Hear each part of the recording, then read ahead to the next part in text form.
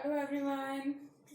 हमने last video में start किया था बैंक रिकंसिलिएशन स्टेटमेंट और उसमें हमने एक पार्ट किया था जहां पर हमें debit balance of cash book given होता था।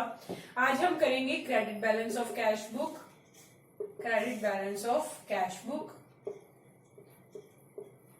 इससे पहले हम एक टेबल बनाते हैं जिसमें हमको पता चल जाएगा कौन सा बैलेंस आपका डेबिट होता है और कौन सा बैलेंस आपका क्रेडिट होता है। हमारे पास दो बुक्स होती हैं, कैश बुक एंड पासबुक, और दो ही बैलेंसेस होते हैं हमारे पास, debit and credit. Debit balance of cash book हम ऑलरेडी कर चुके हैं, ये हमें पता है। ये हमारा किस में आता है? प्लस आइटम्स में, मतलब हमारे बैंक अकाउंट में इतना अमाउंट पड़ा होगा जितना भी गिवन होगा क्वेश्चन में। देन आता है credit balance of cash book, जिसका मतलब होता है कि आपने बैंक से ओवरड्राफ्ट ले रखा है और आपका जो बैंक का बैलेंस है वो क्या चल रहा है? माइनस में चल रहा है। उसके बाद पासबुक का डेबिट बैलेंस। अब हमसे हर चीज अपोजिट क्या होती है? बैंक की होती है।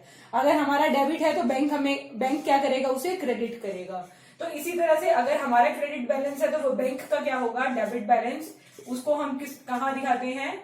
माइनस आइटम्स में दिखाते हैं। इसका मतलब भी है ओवरड्राफ्ट चल रहा है आपका अकॉर्डिंग टू पासबुक, और क्रेडिट बैलेंस ऑफ पासबुक आपका क्या होगा?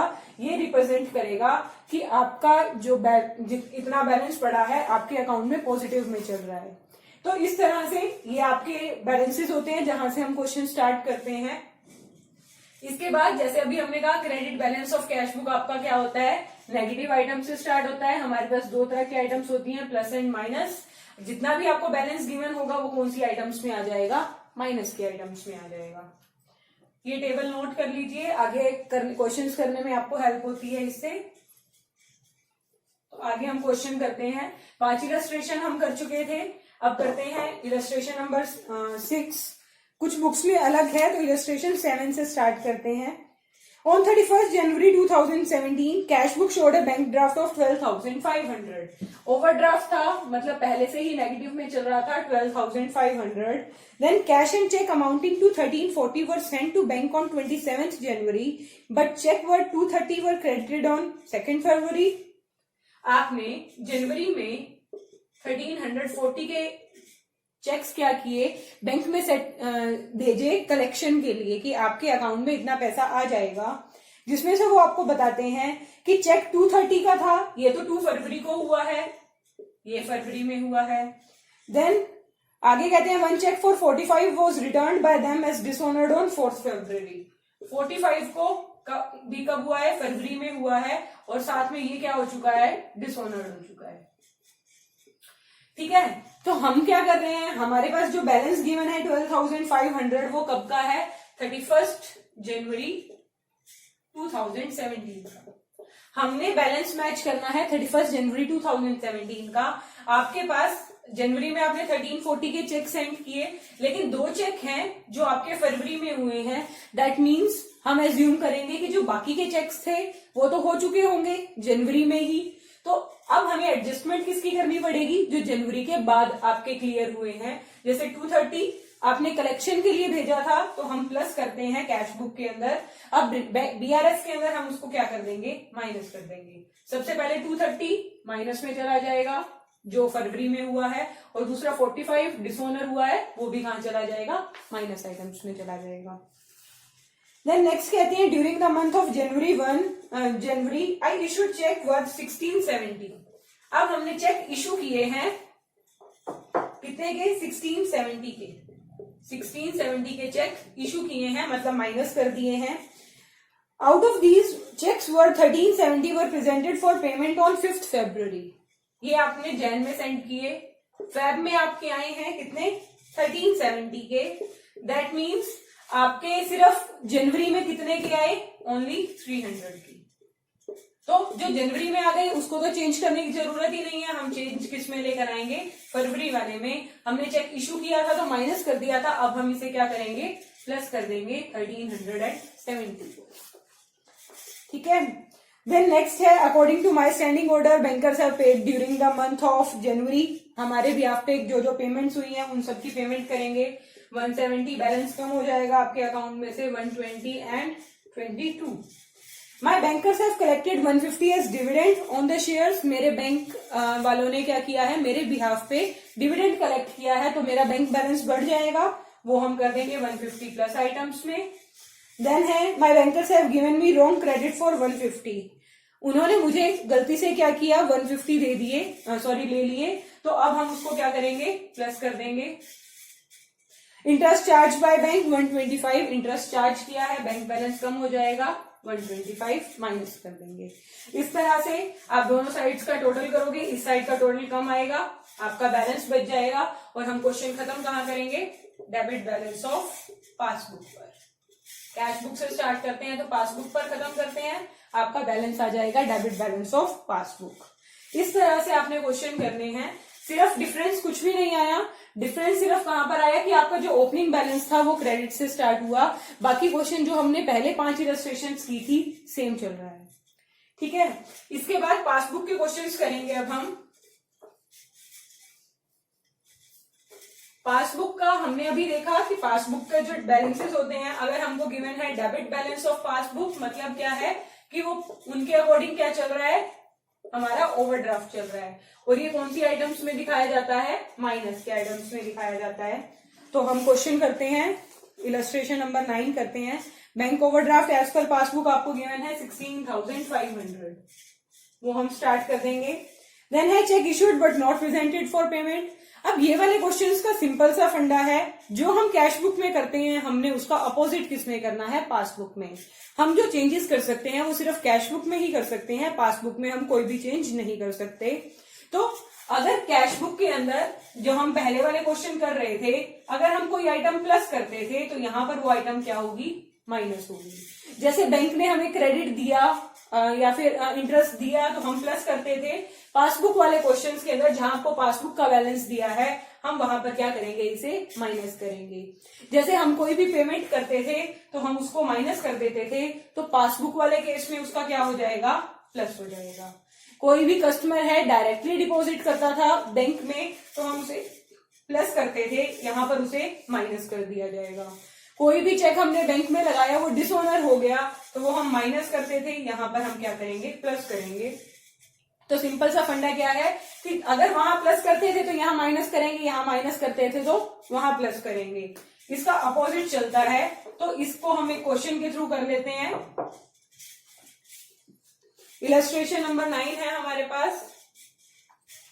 बैंक ओवरड्राफ्ट स्टार्ट कर लिया 16,500, check issued but not presented for payment 8750 के चेक इशू किए, मतलब माइनस कर दिया कैश बुक में से, लेकिन प्रेजेंट नहीं हुए तो हम वापिस से उसे क्या कर देते थे, प्लस कर देते थे। लेकिन हमारा क्वेश्चन पासबुक वाला है तो हम इसका अपोजिट कर देंगे। अब क्या होगा उसका, हम माइनस कर देंगे 8750। ठीक है, इसी तरह से जैसे नेक्स्ट है check deposited with the bank but not collected. Deposit कराए हैं कितने के चेक, 10,500 के, तो हमने कैश बुक में उसको क्या किया, प्लस कर दिया। लेकिन अभी तक कलेक्ट नहीं होते तो हम उसे माइनस कर देते हैं, माइनस 10,500।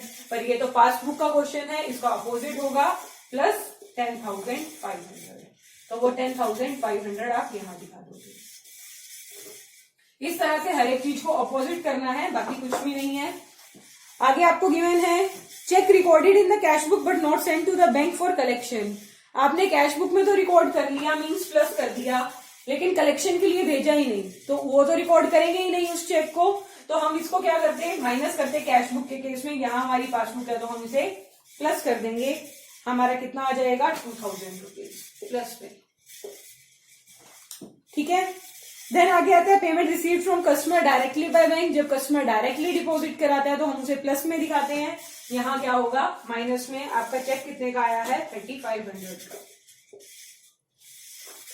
ठीक है, उसके बाद आपने bank charges debited in the passbook, bank charges लगाए हैं, हम उसमें माइनस करते हैं, यहाँ पर प्लस करेंगे 200 रुपीज।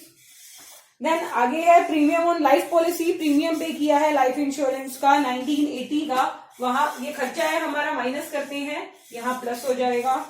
देन है एक बिल था 3,000 का, dishonoured on December 31, 2016। Noting charges भी पे किए हैं 100। बिल था जो बैंक में लगाया हुआ था वो डिसऑनर हो गया, तो माइनस होता था वहां पर यहाँ क्या हो जाएगा प्लस आपका चेक कितने का है 3000 का। साथ में चार्जेस पे किए हैं, बैंक ने हमारे ऊपर चार्जेस लगाए हैं, वो उसमें माइनस होते हैं, यहाँ क्या हो जाएंगे प्लस हो जाएंगे। तो इस तरह से आप क्वेश्चन करेंगे और जब आप इसको बैलेंस करेंगे दोनों तरफ का टोटल, तो आपका किस तरफ का कम आएगा, आपका डेबिट बैलेंस कम बच रहा है, तो आप इसको क्या करोगे ओवरड्राफ्ट या फिर credit balance as per passbook से स्टार्ट किया है तो खत्म किस पर करेंगे, कैश बुक पर करेंगे। इस तरह से आप ये क्वेश्चन करेंगे। आगे वाले जो भी सारे क्वेश्चंस हैं वो इसी तरह से चलेंगे, पासबुक आपका सेम चलेगा। अब एक लास्ट हम करते हैं preparation of BRS from the credit balance of passbook.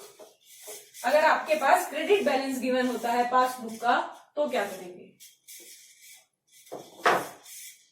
Credit balance of passbook अब कहां से स्टार्ट होगा, ये प्लस से स्टार्ट होगा। स्टार्टिंग में मैंने आपको टेबल बता दिया था, इलस्ट्रेशन नंबर है आपके पास 13th इलस्ट्रेशन करते हैं। On 31st March 2017 bank passbook of Mohan showed a balance of 15,000 to his credit. अब आपका यहाँ पर क्या है, क्रेडिट बैलेंस है पासबुक का, तो उसको हम कहाँ दिखाएंगे, प्लस के अंदर दिखाएंगे 15,000 रुपीज।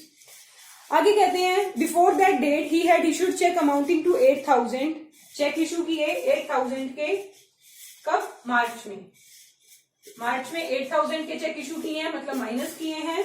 आगे कहते हैं of which cheque amounting to 3,200 have so far been presented for payment, जिसमें से 3,200 के चेक आपके मार्च में आ चुके हैं।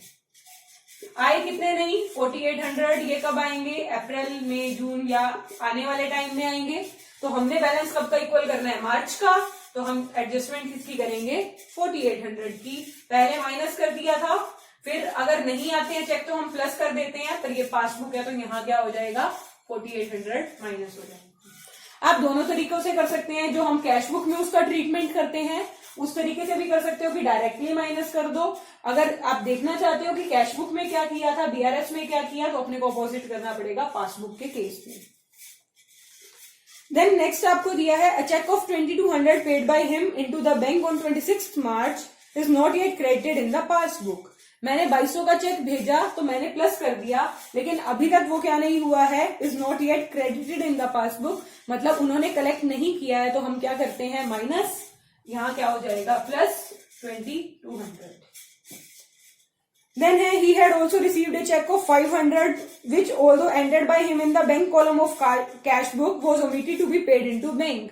आपने रिकॉर्ड कर लिया लेकिन क्या किया, उसको बैंक में देना भूल गए, तो बैंक में नहीं दिया तो वो क्रेडिट भी नहीं करेंगे। अब हमें उसका अपोजिट करना पड़ेगा, 500 का चेक था प्लस करना था, लेकिन बैंक में नहीं भेजा तो माइनस करते हैं, पासबुक के केस में प्लस कर देंगे 500। Then on 30th March, a check of 1,570 received by him was paid into bank, but the same was omitted to be entered in the cash book। 1,570 का एक चेक था, आपने क्या किया, बैंक में भेज दिया, बैंक वालों ने उसको क्रेडिट कर दिया, लेकिन मैंने कैश बुक में उसकी कोई एंट्री नहीं की है, तो 1,570 अमाउंट आ रहा है, मैं प्लस करती, इसमें क्या करूंगी माइनस करूंगी 1,570 रुपीज। देन क्रेडिट है 150 for interest on current account, आपको मिल रहा है तो उधर प्लस होता है, यहाँ क्या हो जाएगा माइनस 150। और उसके बाद बैंक चार्जेस है 25, वहां माइनस होते हैं, यहाँ क्या हो जाएंगे 25 प्लस हो जाएंगे। उसके बाद वही हम करेंगे, दोनों साइड्स का टोटल करेंगे। आपकी क्रेडिट वाली साइड है वो कम आएगी, उसको बैलेंस आपका डेबिट में आ जाता है, तो आप खत्म कहां करोगे, डेबिट बैलेंस ऑफ पासबुक पर। इस तरह से आपके ये सारे के सारे क्वेश्चंस हो जाएंगे। इसके अलावा एक और चीज है वो मैं आपको बता देती हूँ, जो आपकी एंट्रीज आती होती हैं इसके अंदर ओवरकास्ट एंड अंडरकास्ट की आती हैं, तो उसके लिए टेबल बनाते हैं हम। आपके पास दो साइड्स होती हैं, एक होती है रिसिप्ट साइड, मतलब जो आपके पास पैसा आ रहा है, और एक होती है आपकी पेमेंट साइड, जो आपके पास से पैसा जा रहा है। और उसके बाद दो तरह से आपको एंट्रीज गिवन होती हैं, एक होती है ओवरकास्ट, मतलब ज्यादा ऐड कर दिया, एक होती है अंडरकास्ट, जो आपके कम है। तो रिसिप्ट के केस में जब पैसा आ रहा है और अगर वो ओवरकास्ट है तो हम क्या करेंगे, कम कर देंगे, और रिसिप्ट अगर अंडरकास्ट है तो प्लस कर देंगे। और यही पेमेंट की ऑपोजिट हो जाएगा, पेमेंट अगर ओवरकास्ट है तो वो प्लस हो जाएंगी, और पेमेंट अगर अंडरकास्ट है तो वो माइनस हो जाएंगी। इस तरह से आपकी 1-2 एंट्रीज हैं बीच में जो आपको करनी होती हैं। अब ये जो आपको गिवन है, ये किसके अकॉर्डिंग गिवन है, कैश बुक के अकॉर्डिंग। अगर आपके पास क्वेश्चन आता है पासबुक का, तो पासबुक में आप इसका अपोजिट कर लेंगे। तो इस तरह से आपने ये सारे क्वेश्चंस करने हैं। मैंने आपको सबका एक एक करके बता दिया है। जो हम पहले करे हैं, हमने इलस्ट्रेशंस की हैं, सब कुछ सेम ही चलेगा, सिर्फ पासबुक में उसका अपोजिट हो जाता है, और आपके जो स्टार्टिंग वाले बैलेंसेस हैं उनमें चेंजेस आते हैं।